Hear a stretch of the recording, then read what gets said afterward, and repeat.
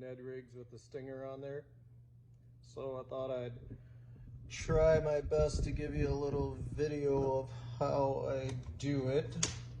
So I use the Seeker 15-pound test, and that's been working great for me.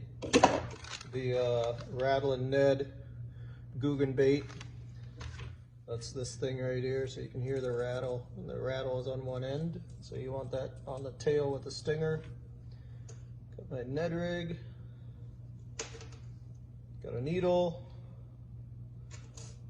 the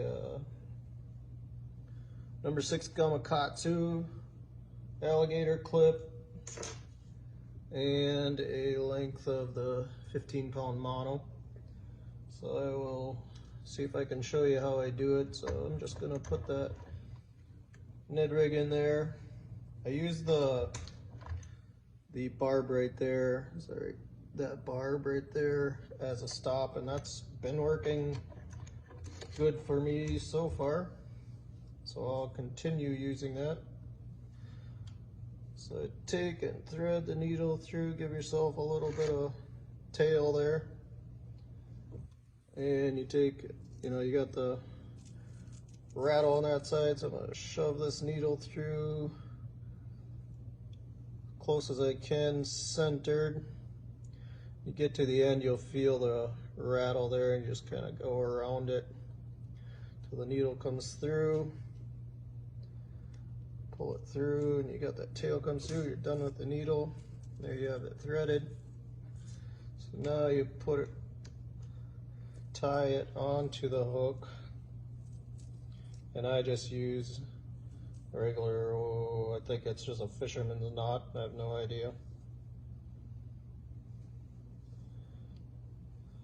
Put that on there and go up beyond that barb there, which, like I said, has been working, and until it doesn't work for me, or if I have a reason to change, I'll change it.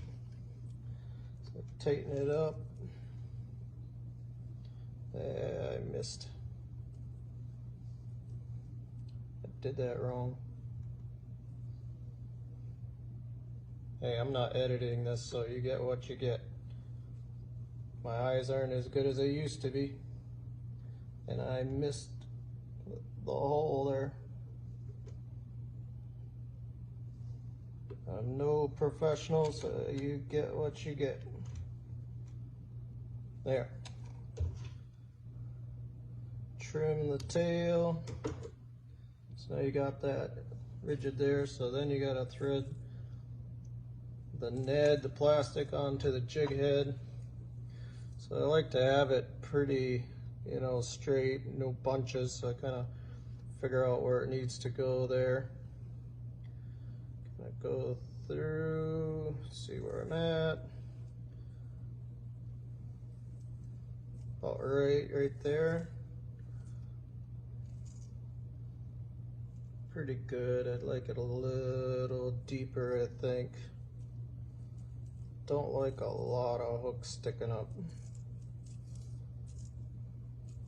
There, that's better. So you got, the line is tight there. Back in the vise. This is the hard part, is putting the stinger on, so it, you kind of want that stinger to be about right there.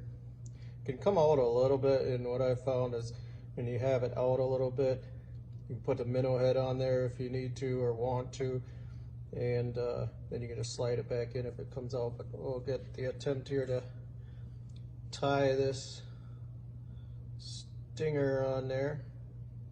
The lighting is so weird in here that it messes up my eyes for some reason.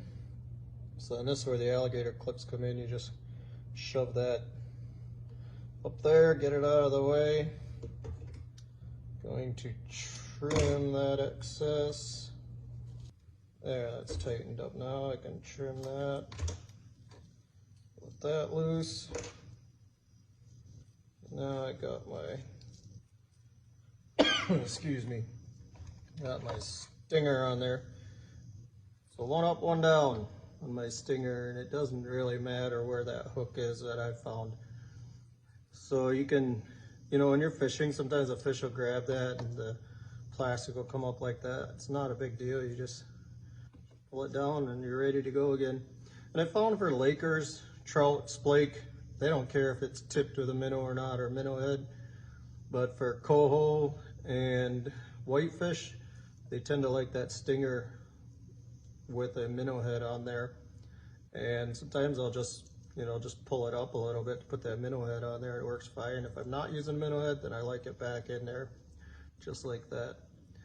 So there's a rough video of how I do these. And of course it never goes as good on video as it does not videoing. So I'm not editing it. You get what you get.